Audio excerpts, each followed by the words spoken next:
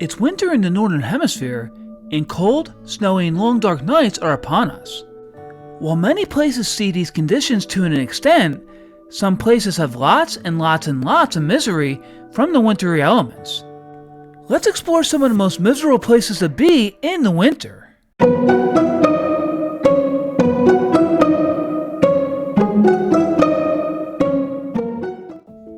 Obviously, winter is known for being cold, snowy, and dark.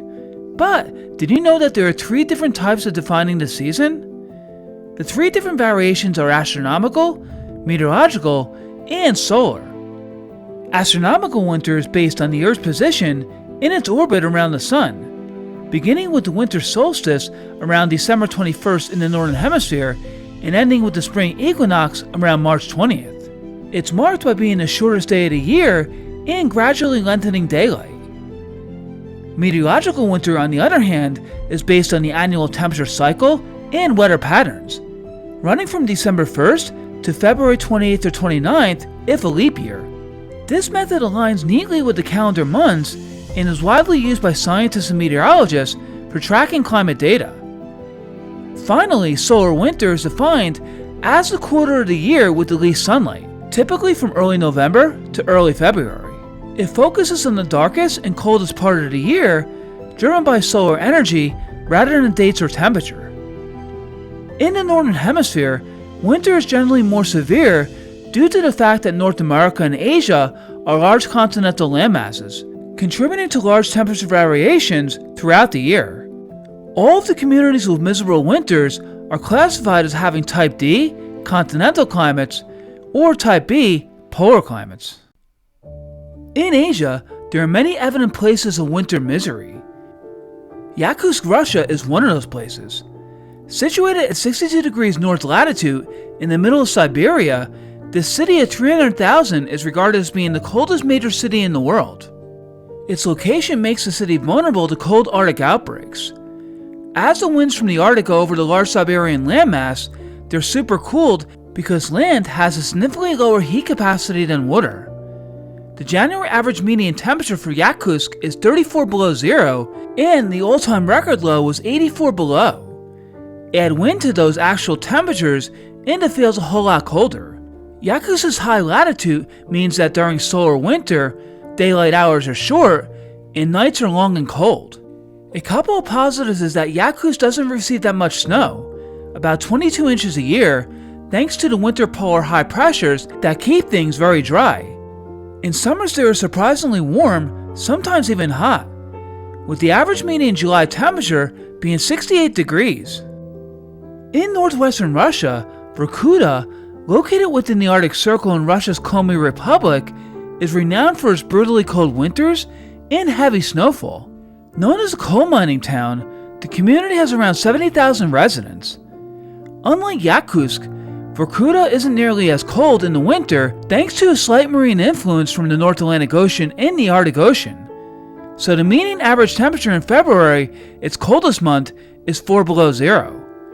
However, that marine influence does allow Vorkuta to receive significantly more snow than Yakutsk, with the yearly average being 154 inches. Temperatures don't really rise too substantially during the spring, so this means that snow remains on the ground well into June.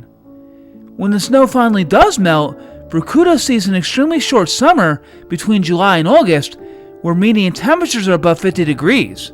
But this abruptly ends in September, when temperatures plunge once again, allowing snowfall to ramp up by October.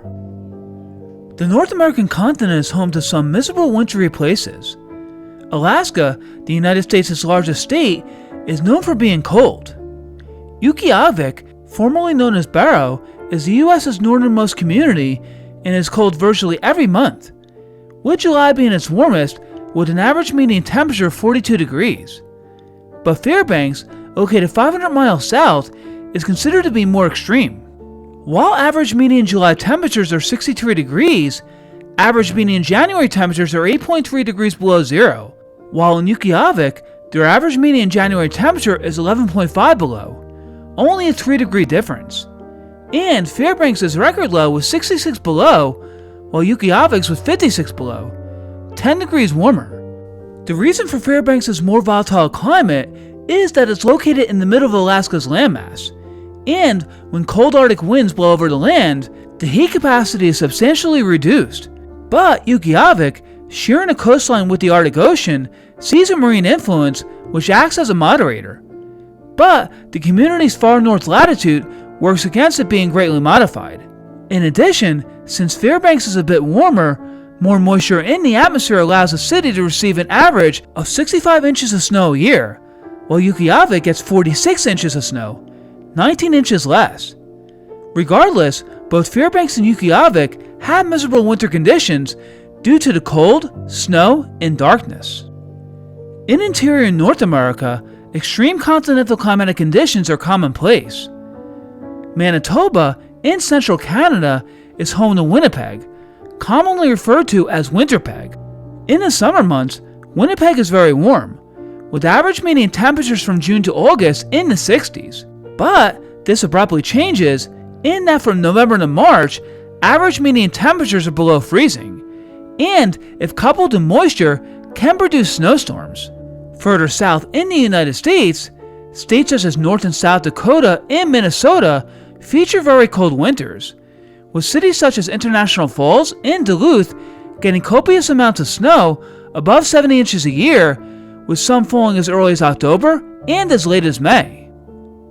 While coldness is a miserable thing, some wintry places aren't as cold as previous places mentioned, but rather receive extremely high amounts of snow. In Canada and the United States, this is greatly associated with the eastern coastlines of the Great Lakes, a series of large interconnected freshwater systems. Lake effect snow is a localized weather phenomenon that occurs when cold, dry air moves over relatively warmer, unfrozen lakes, picking up moisture and heat. As the air mass rises, it cools, condensing the moisture into snow, which is then deposited on the downwind shores, which in this case are the eastern coastlines. Most of the downwind locations are situated in the United States, especially in Michigan, Ohio, Pennsylvania, and New York. Marquette, Michigan, in the Upper Peninsula, receives an average of 102 inches of snow a year, and its northern location allows the city to be very cold, particularly in January and February.